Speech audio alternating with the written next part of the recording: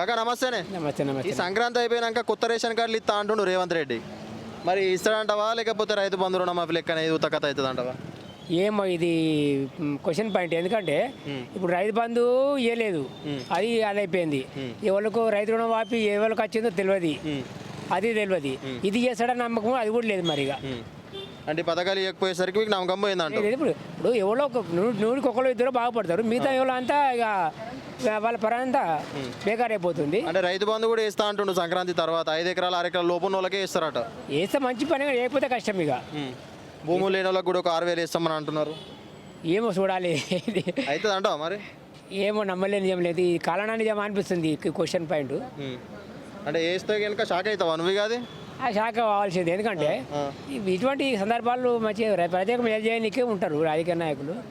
కానీ మరి ఇది ఎంతవరకు నిజం అనేది ఆయన వేసేదాకా కానీ వేసి చూడాల్సిందే. ఇది కొత్త రేషన్ కార్డులు ఇస్తా అని అంటున్నాడు రేవంత్ రెడ్డి. ఇస్తాడంటావా మరి రైతు బంధు రుణమాఫీ లెక్కనే ఉతకథన అవుతుంది అంటావా? ఉత్తకథ అవుతుంది. ఎందుకు అట్లా? ఎందుకంటే ఆయనకు పార్టీ మారిండు, 3 పార్టీలు మారిండు, ఒకసారి జైలుకు పోయొచ్చిండు, అది కాని పని. అంటే జైలు కోడుకు పార్టీలు మారడుకు దీనికి సంబంధం ఏముంది? నమ్మకం ఎట్లా పోయింది అని నాకు తెలుసు. మేము నమ్మినాం, వేసినాం. నేనే వేసినాం ఆయన కోటు. ఎందుకంటే ఇటు చేస్తాడు, పని చేస్తాడని మేము చూసినాం, కానీ మాకు చేయలే అన్న. ఈ సంవత్సరంలో ఏం జరగలేదా పనులు? నా పక్కోనికి ఉచిత కరెంట్ వచ్చింది, నాకు రాలే. ఎందుకు రాలేదు నీకు అట్లా? నేను ఆ రోజు ఒక్కరోజు 31st అది డిసెంబర్ లాస్ట్ ఇయర్ నేనేం చేసిన అంటే రేపు కడతలే అనుకున్నా. రాత్రి నన్ను కట్టినీయలే, మళ్ళీ పోయి ఎంత తిరిగినా అక్కడ ఇక్కడ తిరిగినా ఎక్కడ రాలే. ఉచిత గ్యాస్ అన్నాడు, ఆ గ్యాస్ కూడా రాలే. 500 మళ్ళీ ఇది అన్నాడు, కరెంట్ అన్నాడు, అది కూడా రాలే. ఇప్పుడు ఇది అన్నాడు, అది రైతు బంధు అన్నాడు. ఇప్పుడు నాది ఎక్కడున్నారా మన ఆయన పేరు మీద ఉంది. మేము ఎప్పుడో 30 ఏళ్ళ కింద ఇచ్చి పెట్టినాం. ఇప్పటికి అది చేపిస్తానికి ధరని బంద్ చేసిండు. మన 16 తారీఖు పోయినా నీ ఊరికి బంద్ చేయించి మళ్ళీ పంచాయతీ పెట్టిండు మాది మాకే. ఇట్లా నమ్మబుద్ధి అవుతుంది. ఇప్పుడు రేషన్ కార్డులు వస్తాయంటే నమ్మకం లేదంటావు? లేదు. అయితే సంక్రాంతి వెళ్ళినాక రేషన్ కార్డులు కొత్త రేషన్ కార్డులు ఇస్తాను అంటున్నాడు రేవంత్ రెడ్డి.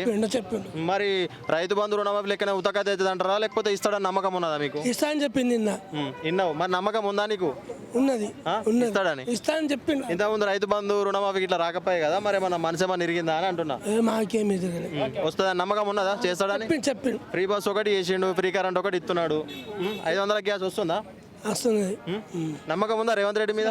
వస్తున్నది, చేస్తాడని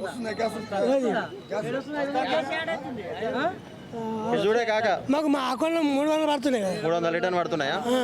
సరే నమ్మకం ఉన్నది అయితే. పడుతున్నాయి, మందికి చెప్పాలి. సరే కానీ ఇప్పుడు కేసీఆర్ మొత్తం అప్పులు చేసి ఉత్తకుండా చేతిలో పెట్టిపోయిండు, మాకు మిత్తిలు కట్టుడికే సరిపోతుంది, మెల్లే చేస్తామని అంటున్నారు. ఏడాది అయింది కదా, ఇంకా 4 ఏళ్ళ రేవంత్ రెడ్డి చేస్తాడని నమ్మకం ఉన్నదా? ఆయన చేతిలో పని, మేమేం చేస్తాం దానికి. సీఎం మారుతారన్నట్టు వినబడుతున్నది. కొత్త సీఎం వస్తాడా కాంగ్రెస్ పార్టీ నుంచి? ఉత్తమ్ జానారెడ్డి ఎవరన్నా వేరే ఇంకా 4 ఏళ్ళ మాట. ఇప్పుడేమన్నా మారుతాడంటారా లేకపోతే ఉంటాడా రేవంత్ రెడ్డి? ఉంటాడా 4 ఏళ్ళు? ఉంటాడంటే ఏమని చెప్పాలి, అలా అంత ఒకటి దాన్ని చెప్పడానికి మనకి